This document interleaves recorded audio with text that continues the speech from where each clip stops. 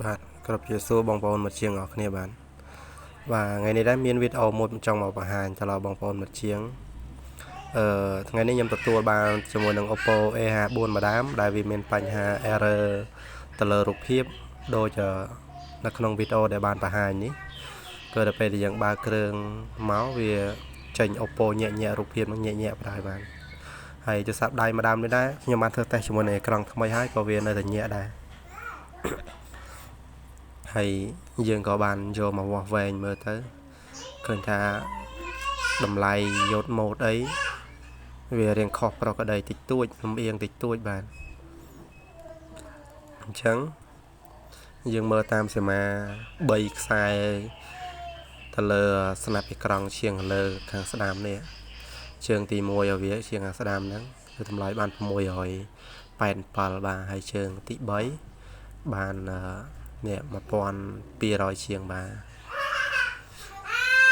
ហើយជើងទី5របស់វាបាន356បាទហើយខ្ញុំក៏ពិនិត្យមើលទៅលើអ៊ីសេរូបភាពបាទតាមបទពិសោធន៍ដែលយើងធ្លាប់ជួបកន្លងមកគឺយើងអាចសន្និដ្ឋានបានថាវាបញ្ហាមកពីអ៊ីសេរូបចឹងណាដោយសារទូរស័ព្ទដៃម្ដាមនេះដែរពីដើមឡើយក៏ធ្លាប់បោកចឹងណាទូរស័ព្ទនេះធ្លាប់បោកចឹងក៏ខ្ញុំដាក់ការសង្ស័យទៅលើអ៊ីសេរូបឥឡូវក៏មិនមកឲ្យយូរក៏យើងចាប់ផ្ដើមហែករុះរើទៅលើប៉ាំងដែកលើម៉ាស៊ីននេះបណ្ដោយទៅបាទយើងហែកហើយការហែករបស់ខ្ញុំដែរគឺហែកទៅឃើញធ្វើឲ្យចង់របូតរេស្តង់មួយគ្រាប់នេះបាទ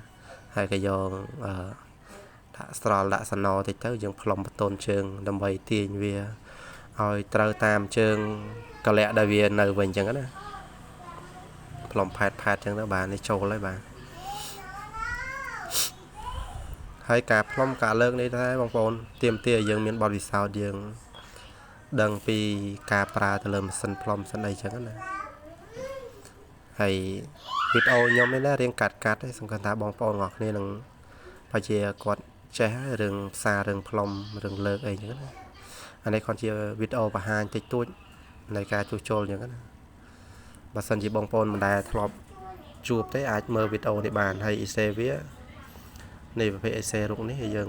ដាក់ទៅ51ឬជា5104 SM5104បាទហើយយើងផ្លុំលើកផាតលើកអ៊ីសេរុកភាពចាស់ដែលជាប់នឹងបតហើយ54នឹងចោលបងប្អូនលើកចេញបណ្ដោយទៅ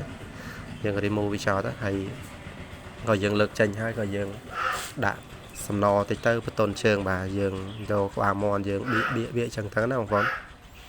យើងថ្នមដៃទៅបាទយើងសកត់ពេកក៏វាអាចនឹងបញ្ហាដាច់ជើងដាច់អីហា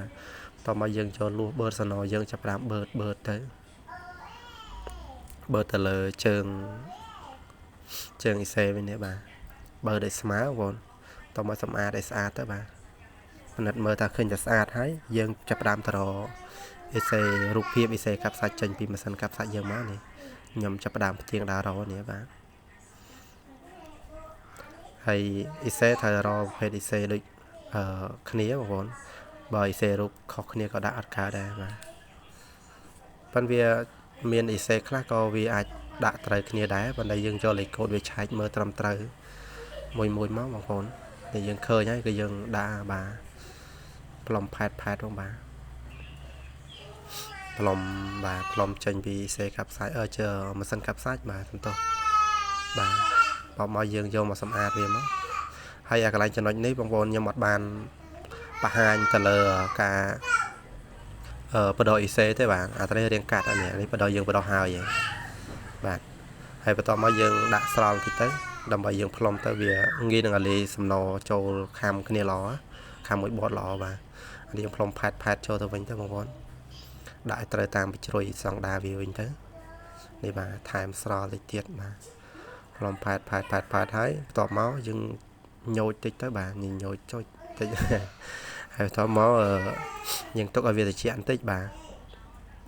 យើងទុកឲ្យត្រជាក់ហើយយើងចាប់ផ្ដើមដាក់ជាមួយនឹងសាំងឬស្ប្រាយទឹកស្ប្រាយយើងជូត screen ក៏បានដែរបងប្អូនទៅសម្អាតវាមកសម្អាតហើយវាត្រជាក់ហើយយើងចាប់ផ្ដើមចាប់ចូលបតមកតេស្តមើលមកចាប់ចូលតួបាទជាស្រ័យបាទចាប់ចូលតួហើយយើងបើកតេស្តមើលម្ដងទៀតថា ទូរស័ព្ទហ្នឹងបើកអូខេនៅបា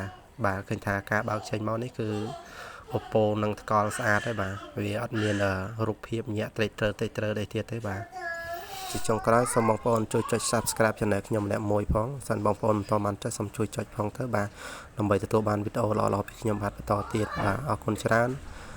ជំរាបលាបាទសម្រាប់ការតាមដាននៅវីដេអូរបស់ខ្ញុំបាទទេបាទអរគុណ